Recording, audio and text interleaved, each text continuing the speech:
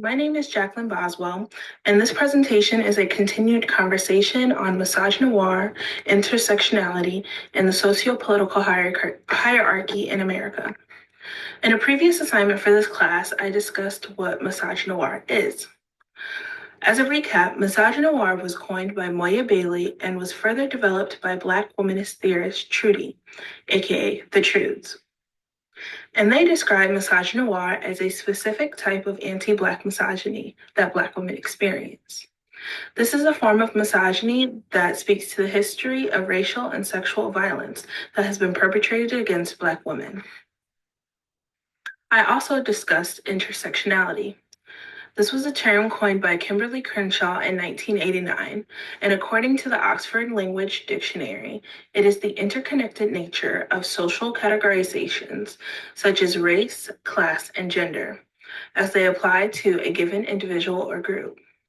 Regarded as creating overlapping and interdependent systems of discrimination or disadvantage. Misogynoir is essentially at the intersections of misogyny and anti-Blackness, and it is something that is specifically experienced by Black women. Now, the artifact that I wanted to discuss today is Chimamanda Ngozi Adichie's book, Americana. The book cover and picture of the author should be up on the screen. The book is a 2013 novel that follows a Black Nigerian woman, Ifemelu, on her journey with dealing with racism and identity after she moves to America. Adichie uses Black hair as a trope to discuss the anti-Black sexist society that is in America. She also is able to show us how the socio-political hierarchy has historically sought to disenfranchise Black women through their hair. And she also centers in on these exclusions and highlights how Black hair can be a symbol used to fight against America's racist and sexist ideology. There have been numerous scholarly articles written about how America's oppressive system directly affects Black women. Many have addressed how hair have been used as a target, but also as a symbol for liberation. Kelly Macias writes in Sisters in the Collective Struggle, Sounds of Silence and Reflections on the Unspoken Assault on Black Females in Modern America, on the experiences of Black women and microaggressions by people of all colors, but also those who struggle to navigate their intersecting identities. The experiences highlighted in the article were similar to ones experienced by Ifemelu. Ifemelu, once again a Nigerian woman who immigrates to the United States, learns what it means to be a Black woman in America. Due to her previously living in a homogenous society, she never had to think much of her identity. However, soon after moving to the US, she comes to understand that as a Black woman, her existence is now subjected to the oppression in America that is white supremacy and the patriarchy. These intersections in the novel contribute to the reality of American society and what it means to exist as a Black woman in it. Specifically, the representation of hair in Adichie's novel shows how hair not only can be personal preference, but as a tool for survival. The novel stresses that in America, in order to survive as a Black woman, one must assimilate to the dominant culture, especially where Blackness is stigmatized and demonized. Ifemelu is told that in order to be successful, she must take out her braids in order to avoid being seen as unprofessional.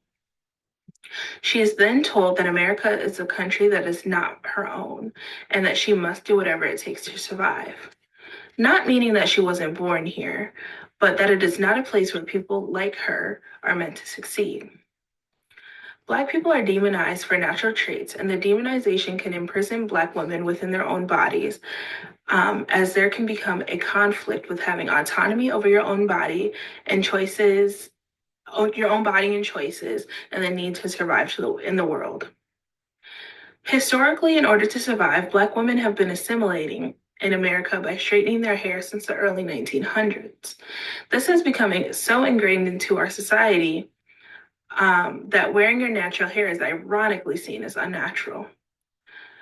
It is the norm to straighten your hair or regularly apply chemicals to your hair to modify the pattern because America associates professionalism with straight, loose hair, not kinky curls like Black women are born with.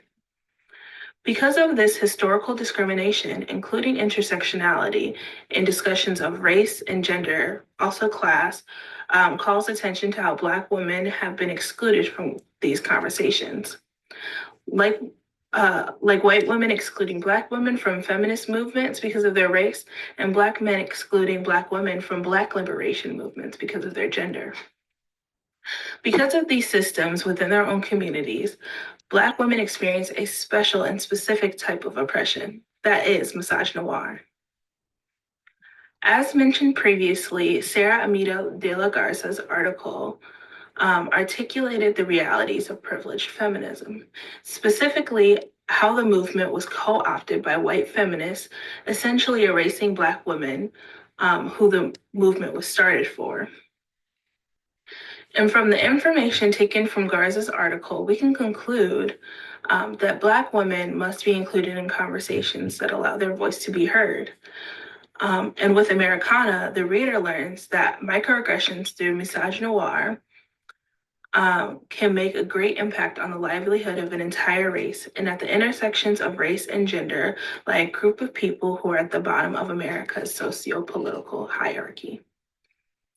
I have also learned through the scholarship mentioned in this presentation that nothing short of liberation for Black people will end the violence of anti-Blackness and white supremacy. Reading and studying Black feminist works will also prepare you with the tools needed to deconstruct these systems built against us. Thank you.